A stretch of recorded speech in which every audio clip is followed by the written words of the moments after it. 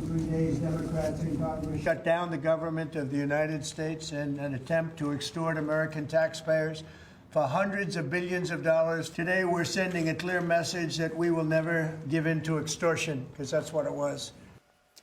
That's President Trump ending the longest U.S. shutdown in history, signing the funding bill, which funds the government till January 30th, passed by both chambers of Congress last night. House lawmakers voting 222 to 209 on the funding package last night. The bill funds government through January 30th. It does not include a resolution on the Obamacare subsidies. This was the issue that Democrats refused to budge on, which brought operations to a halt more than a month ago.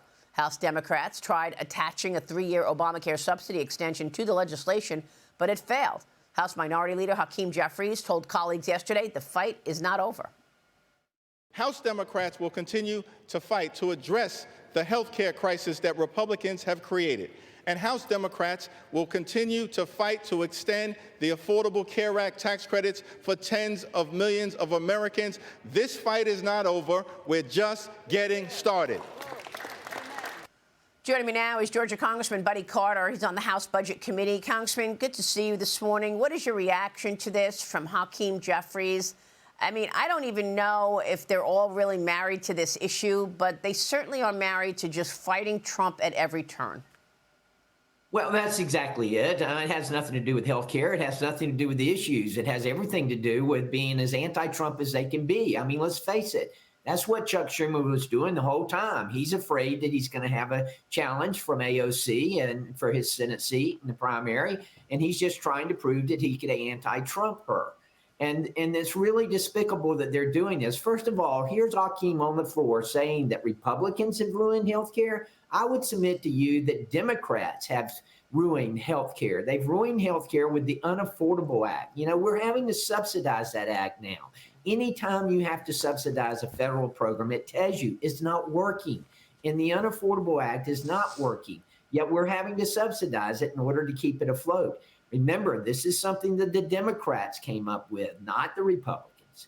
Well, I mean, look, the Democrats are getting an assist from the media because the media, I mean, yesterday I was flipping around. It was around 5, 6 o'clock at night, and they were literally voting in the Senate. I mean, they were literally voting in the House, rather, pardon me. And they would not even talk about the government shutdown coming to an end on CNN. They were wall-to-wall on Jeffrey Epstein. They would not discuss the fact that the Democrats, in their eyes, caved. And that's the way CNN saw it, that the Democrats caved. I mean, this is really activist media. It's unbelievable. It is unbelievable, and it's really sad because the American people who believe that they're being misled. We all know that. Look, the Epstein part, it's just them trying to deflect away from the real problem. The real problem here is that the Democrats, the Senate Democrats, Chuck Schumer, John Ossoff, they voted 14 times to keep the government closed. They voted 14 times to use our troops, to use our SNAP and WIC beneficiaries as leverage in order to blackmail Americans and to get billions of dollars for healthcare companies and insurance companies. Meanwhile, I got to get your take on New York because New York City Mayor-elect Zohran Mamdani has confirmed he will reach out to President Trump before he assumes office on New Year's Day. Watch this.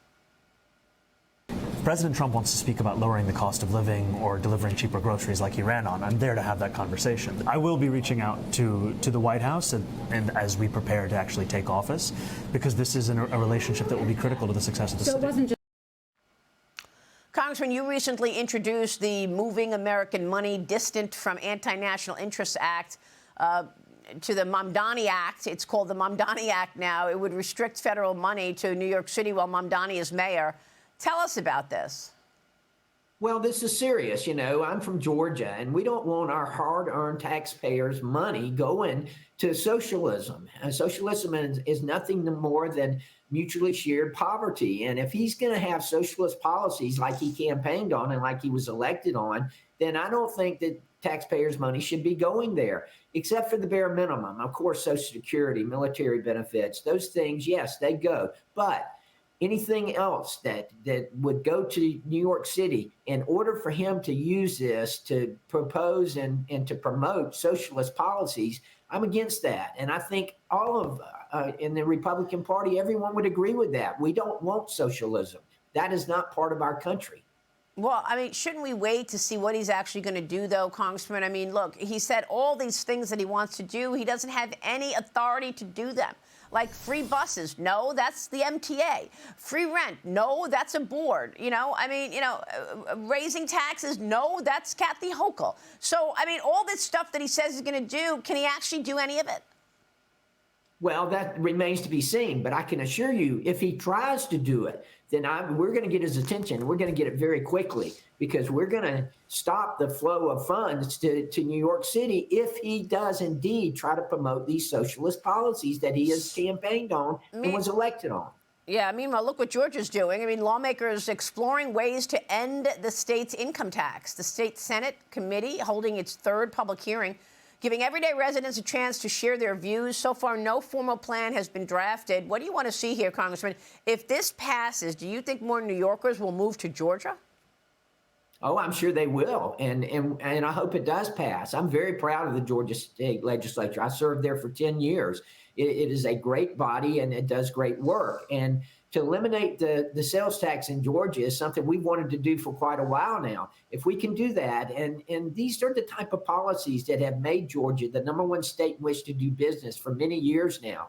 And we need to continue on those policies, because this is what attracts people to Georgia, and this is what's going to keep our economy strong. All right, we will leave it there. Congressman, great to see you. We'll be watching your work, and we so appreciate your time this morning. Buddy Carter joining us today.